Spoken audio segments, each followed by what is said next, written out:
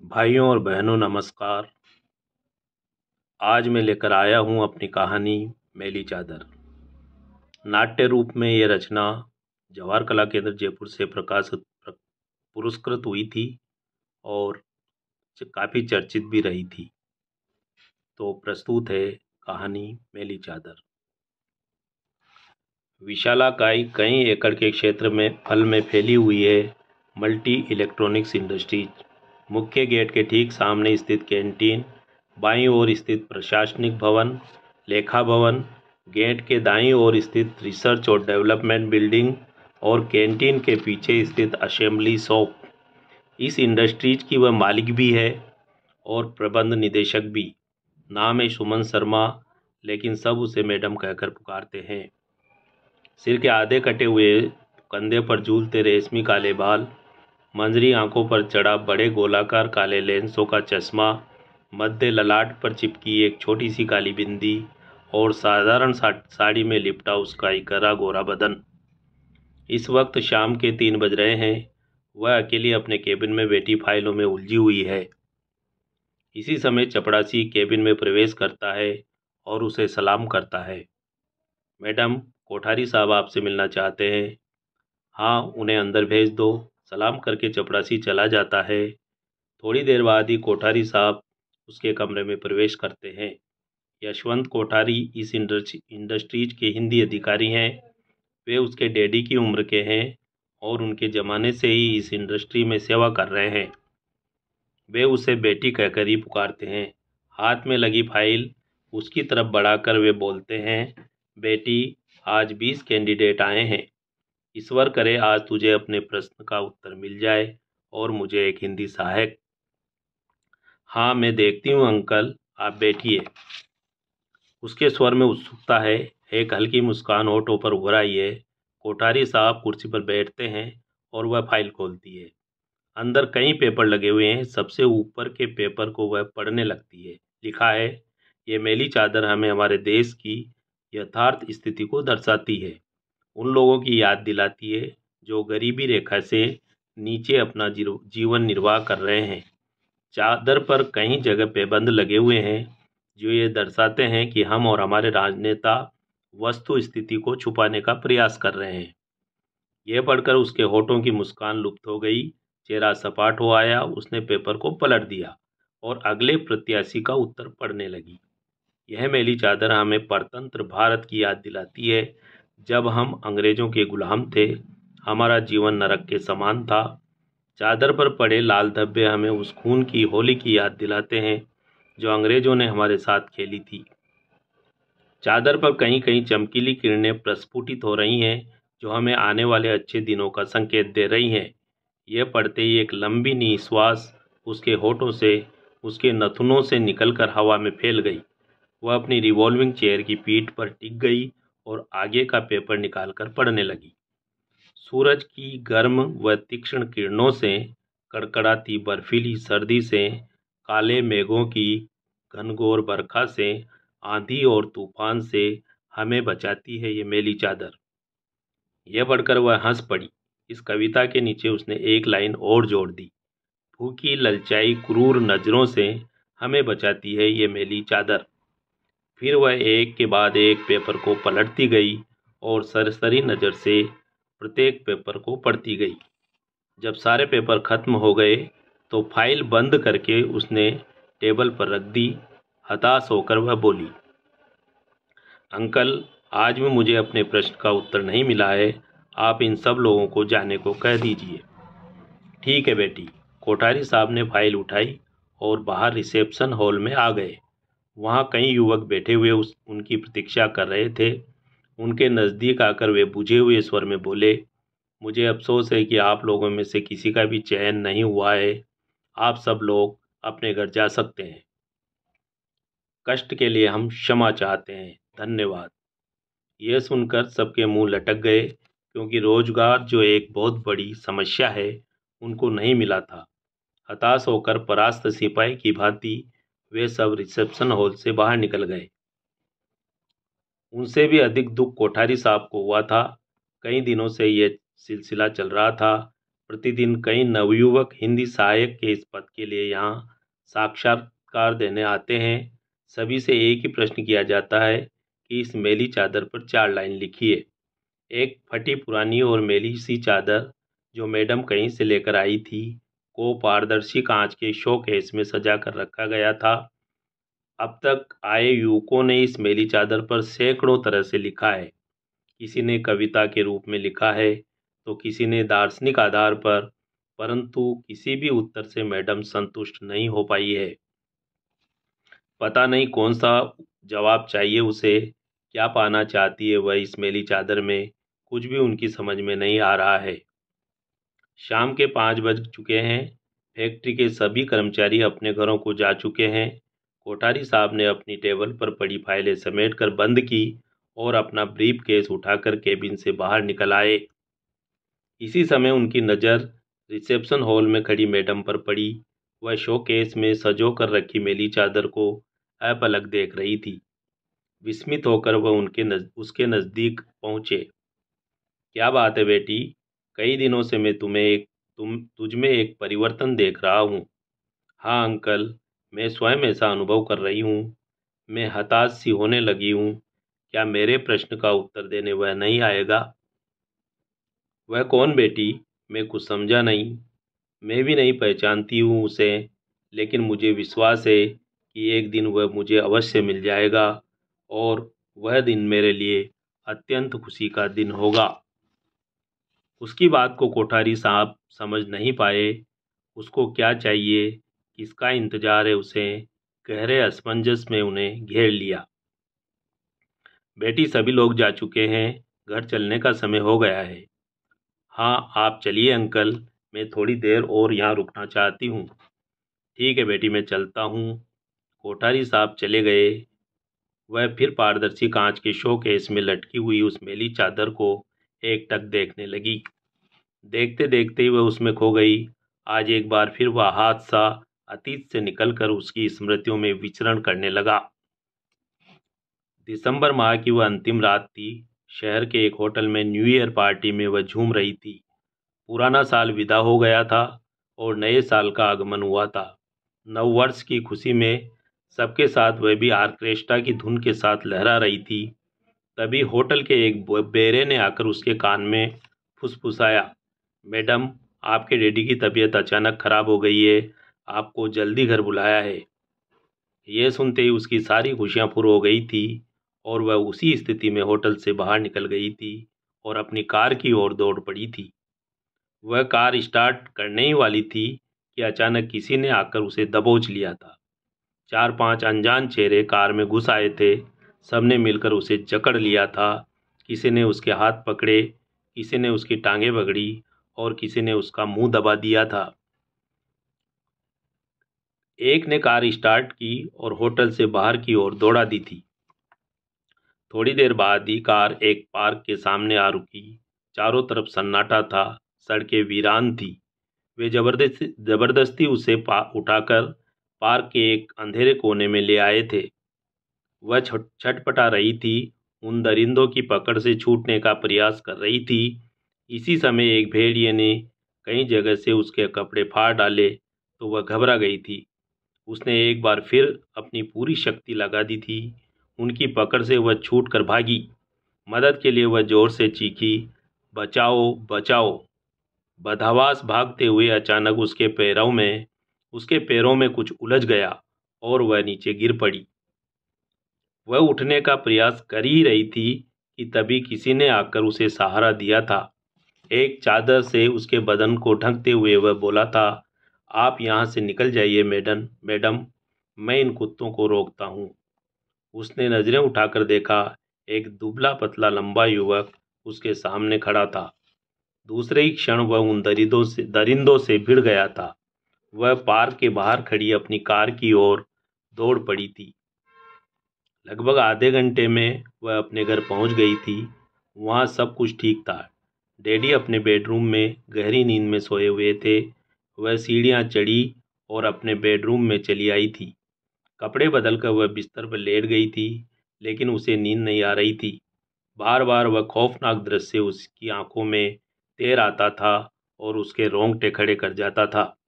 विचलित अवस्था में ही वह सुबह तक करवटें बदलती रही थी। पक्षियों की चहचहाट सुनकर उसकी आंखें खुली। सुबह होने का एहसास कर वह बिस्तर से उठ गई। बाथरूम से बाहर निकलकर उसने खिड़की का पर्दा खोला। संगमरमरी श्वेत प्रकाश उसके सुसज्जित शयन कक्ष में चमक पड़ा। सजा उसकी दृष्टि बेड पर पड़ी एक मैली चादर पर पड़ी। दूसरे ही क्षण रात की खौफनाक घटना एक बार फिर उसके नेत्रों में उतर आई। भयग्रस्त होकर वह कांपने लगी। तभी एक दुबले पतले युवक की अस्पष्ट सी छवि उसकी आंखों में उभरने लगी और एक प्रश्न उसके जहन में कौंध गया, वह कौन था? धीरे धीरे उसका मन एक पश्चाताप में ग्रस्त होने लगा। बुरे समय में जिसने उसकी मदद की थी, अपनी जान जोखिम में डालकर जो उन वहशी दरिंदों से भिड़ गया था, पलटकर उसने उसकी सुध तक नहीं ली थी।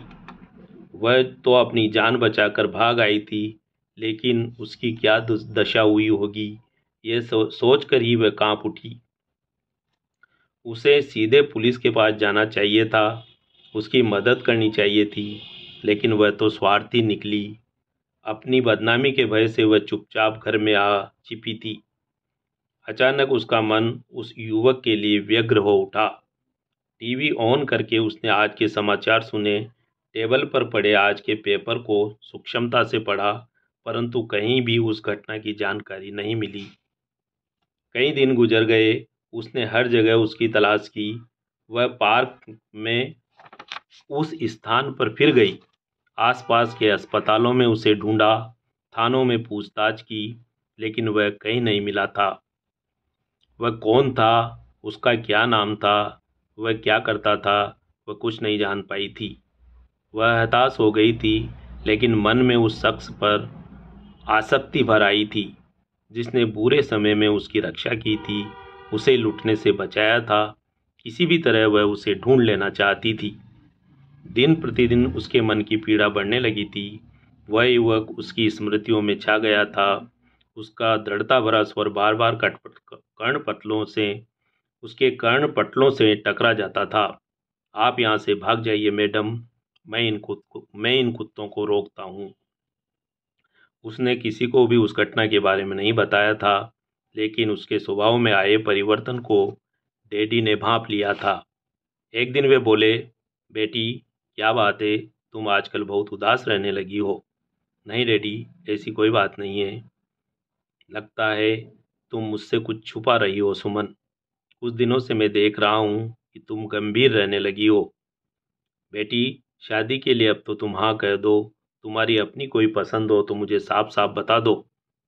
हाँ डैडी, मेरे मन में किसी के लिए जगह बनी है, लेकिन लेकिन क्या क्या बात है बेटी? लेकिन वह दुनिया की भीड़ में कहीं खो गया है डैडी। मैं उसे ढूंढने का प्रयास कर रही हूँ। अगर वह मिल गया तो सबसे पहले मैं उसको आपके पास लेकर आऊँगी। बोलते हुए वह रुआंसी हो उठी थी। तेज कदमों से चलती हुई वह अपने कमरे में आ गई थी।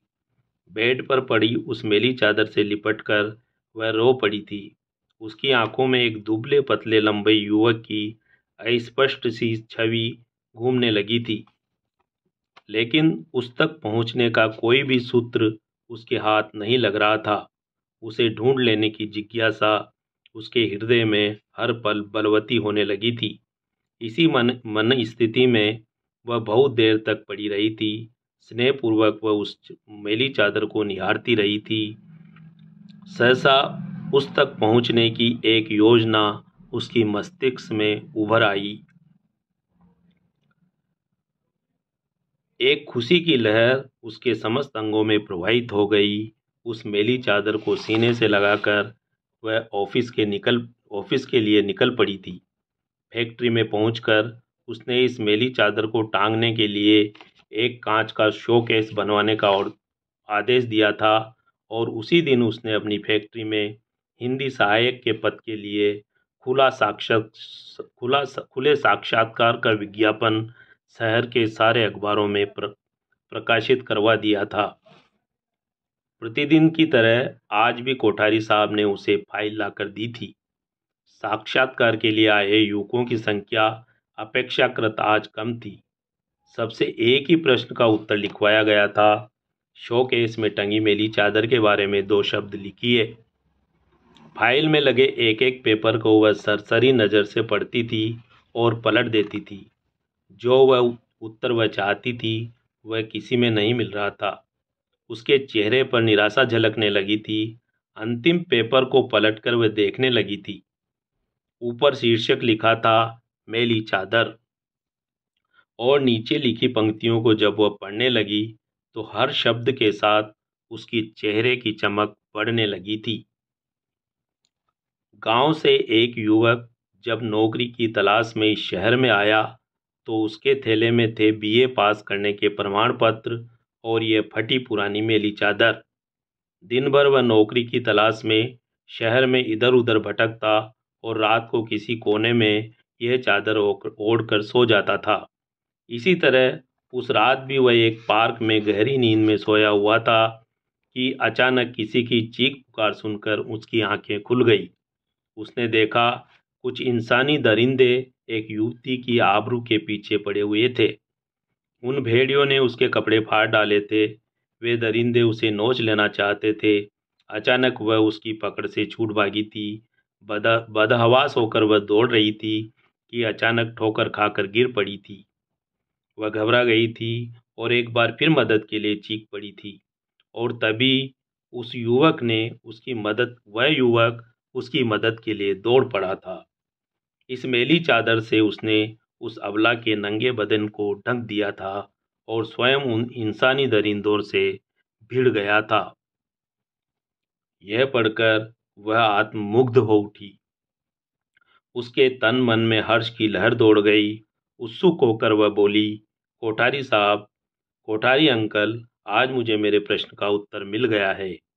आप इस युवक को रोक लीजिए और बाकी सब लोगों को जाने दीजिए। इस युवक का नाम है भारत कुमार। अपने चैम्बर से निकलकर उसने स्वागत कक्ष में प्रवेश किया। वहाँ एक कुर्सी पर वह अकेला बैठा हुआ था। दुबला पतला लंबा शरीर, साधारण कपड़े और शालीन चेहरा। उसे देखकर वह खड़ा हो गया। मंत्रमुग्ध सी होकर वह कुछ क्षणों तक उसे देखती रही। फिर शोकेस में टंगी उस मेली चादर पर दृष्टि गड़ाकर बोली, मिस्टर भारत, ये चादर ओढ़कर वह लड़की चली गई और तुम उन जानवरों से लड़ने लगे। फिर क्या हुआ था? मैडम, बहुत देर तक मैं उन लोगों से लड़ता रहा था, लेकिन वे 4 थे और मैं अकेला था। धीरे धीरे मेरी शक्ति क्षीण होने लगी थी। एक घूंसा मेरे सिर पर पड़ा और मेरी आंखों में अंधेरा छा गया था।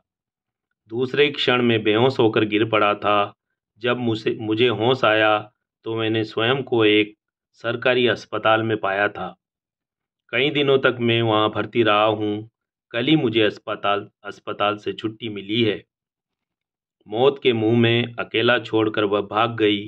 क्या तुम्हें उस युवती से कोई शिकायत नहीं है भारत? नहीं मैडम, मुझे उससे कोई शिकायत नहीं है। वह तो एक अबला थी। वह कर ही क्या सकती थी? और उसकी मदद करना मेरा फर्ज था।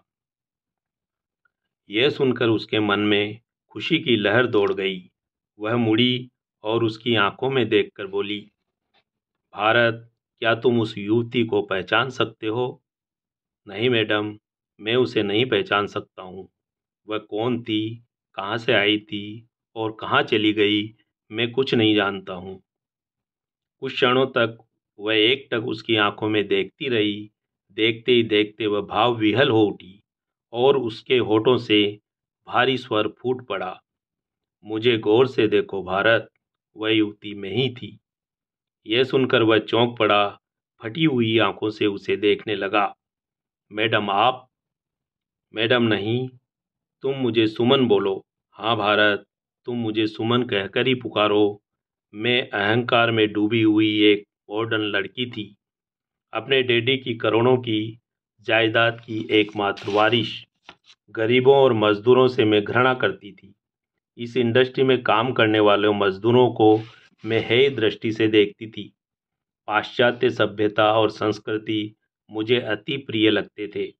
अंग्रेजी सभ्यता का रंग मुझ पर इस कदर चढ़ गया था कि अपने देश व देशवासियों से मुझे नफरत होने लगी थी। डैडी मुझे समझाने का प्रयास करते थे, लेकिन उनकी बातें मुझे महत्वहीन लगती थी। आखिर उस रात मेरा अहंकार दूर हो गया था, चूर हो गया था। उस घटना ने मेरे विचारों की दिशा ही बदल दी थी। हमारा देश, यहाँ की सभ्यता, यहाँ की संस्कृति और मेहनत मजदूरी करने वाले लोग मुझे प्रिय लगने लगे थे। मेरा मन उस शख्स के प्रति आकर्षित होने लगा था जिसने मेरी रक्षा की थी। तुम तक पहुंचने के लिए मैं व्याकुल उठी थी भारत। हर जगह मैंने तुम्हारी तलाश की, लेकिन तुम कहीं नहीं मिले थे भारत। मैं हताश हो गई थी। अचानक एक दिन यह योजना मेरे दिमाग में आ गई और आखिर आज इस मैली चादर ने हमें मिला ही दिया है। चलो भारत, चलो, तुम मेरे साथ चलो। डैडी तुमसे मिलना चाहते हैं। उसने आगे बढ़कर भारत का हाथ थाम लिया। एक दूसरे की आंखों में देखकर दोनों मुस्कुरा पड़े। फिर दोनों साथ साथ आगे बढ़े और रिसेप्शन हॉल से बाहर निकलकर घर की ओर चल दिए। तो साथियों, यह थी कहानी मैली चादर। इसी तरह एक और कहानी लेकर मैं फिर आपके सामने हाजिर होऊंगा। धन्यवाद।